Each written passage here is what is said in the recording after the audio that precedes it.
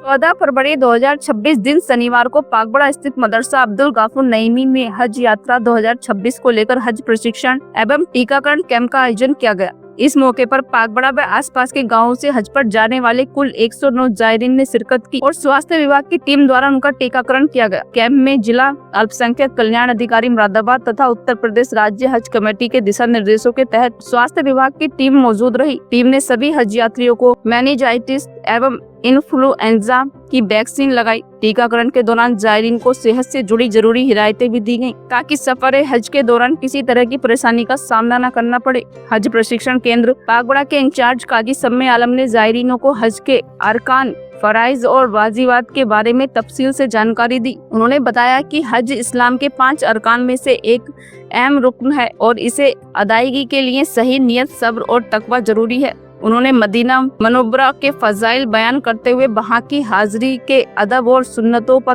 भी रोशनी डाली। इस दौरान हाजी नवाब सेरी ने भी हज यात्रा के दौरान अदा किए जाने वाले फराइज पर प्रकाश डाला और सभी हज यात्रियों को मुबारकबाद पेश की। उन्होंने कहा कि हज एक मुकद्दस सफर है जिसे अखलाक, सब्र और भाईचारे का खास ख्याल रखना चाहिए। पागबड़ा जामा मस्जिद कमेटी की ओर से किए गए बेहतरीन इंतजामात की जमकर सराहना की गई। कैंप के समापन पर सभी हज यात्रियों के लिए खाने का इंतजाम किया गया। आखिर में मुल्क में अमन और अमान, तरक्की और खुशहाली के लिए खास दुआ भी की गई। उम्रा चूँकि जैसे ही हम यहाँ से जाएंगे, आपकी फ्लाइट अमूमन जो है, अगर शुरू वाली फ्लाइटें जो होती है वो मदीने की होती है। अगर आप मदीना जाएंगे तब तो कोई मुश्किल नहीं है, और अगर आप मक्का जाएंगे तो आपका एहराम एयरपोर्ट से ही बंधेगा। रास्ते में मीकात होगी तो उससे पहले एहराम बांध लिया जाता। एहराम जब बांध लिया, एयरपोर्ट पे हमने 2 नफिल अदा कर लिए सर ढक के। एहराम की पाबंदियाँ ये होती हैं कि सिर्फ 2 चादरों का नाम एहराम है, एक तहमत और एक ऊपर से ओढ़ने वाली चादर। उसकी पाबंदी ये है कि कोई सिला हुआ कपड़ा मर्द हजरात नहीं पहनेंगे। टोपी और क्या कहते बनियान या अंडरवियर वगैरह, बंडी जवारकट वगैरह कुछ नहीं, सिर्फ 2 चादरों का एहराम है। और एहराम का माना है हराम कर देना। एहराम के लफ्ज़ी माने हैं हराम कर देना। हराम से मतलब ये है कि वो चीज़ें जो हमारी ज़िंदगी में हलाल थी, जो चीज़ें हमारी ज़िंदगी में हमारे ऊपर हलाल थी, वो जब 2 चादरें हमने बांध ली गई और एहराम के लिए नियत करी तो वो हराम हो गई। अल्हम्दुलिल्लाह, तमाम तारीफ़ अल्लाह रब्बुल इज़्ज़त के लिए, दुरूद मोहम्मद मुस्तफ़ा सल्लल्लाहु अलैहि वसल्लम पर, जिनके सदक़े में अल्लाह ने इस कायनात को पैदा किया है। गुज़िश्ता सालों की तरह इन साल भी अल्हम्दुलिल्लाह हज के मुक़द्दस सफ़र पर जाने वाले डिस्ट्रिक्ट मुरादाबाद के आज़मीन हज यानी हज की यात्रा पर जाने वाले लोगों को आज मदरसा अब्दुल गफूर नईमी निकट जामा मस्जिद, शनिवार का बाज़ार, पागबड़ा, यहाँ पर आज़मीन हज का वैक्सीनेशन किया गया है, जिसमें हज की यात्रा पर जाने वाले यानी हज के मुक़द्दस सफ़र पर जाने वाले 109 लोगों का यानी टीकाकरण किया गया है, जिसमें मेनिंजाइटिस, इन्फ्लुएंजा और पोलियो ड्रॉप दी गई।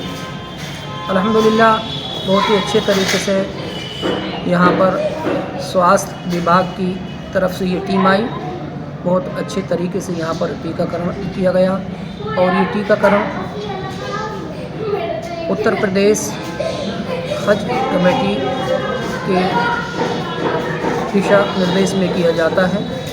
और आज ये उत्तर प्रदेश और मुरादाबाद कल्याण विभाग अल्पसंख्यक कल्याण अधिकारी के आदेशानुसार यहाँ पर टीकाकरण किया गया है। अच्छा, जो हज पर जाने वाले हैं उनको जो है प्रशिक्षण जो दिया गया इसके बारे में थोड़ा बताइए।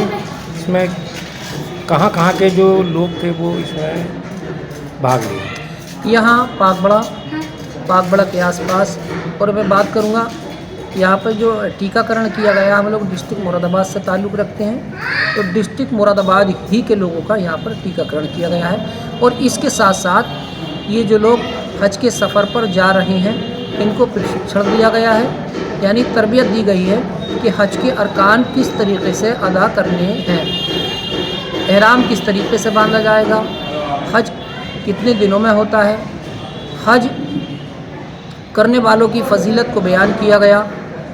और यहाँ ये भी बताया गया कि हम जब हज का सफ़र कर रहे हैं तो हज के सफ़र में जहाज़ में भी हमको सफ़र करना है और हमें आपदा से बचना भी है और किसी बेवजह किसी की बातों में हरगिज़ हमें नहीं आना है। अपने ख्याल रखना, अपने स्वास्थ्य का ख्याल रखना है, अपनी सेहत का ख्याल रखना है।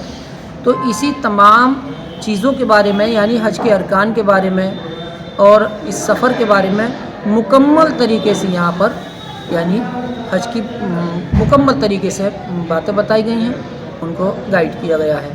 मैं अल्लाह की बारगाह में दुआ करता हूँ कि अल्लाह तबारक व तआला जितने लोग भी 2026 के हज के सफ़र पर जा रहे हैं, अल्लाह रब्बुल इज़्ज़त सब के सफ़र को आसान फरमाए। अस्सलामु अलैकुम व रहमतुल्लाहि व बरकातुहू।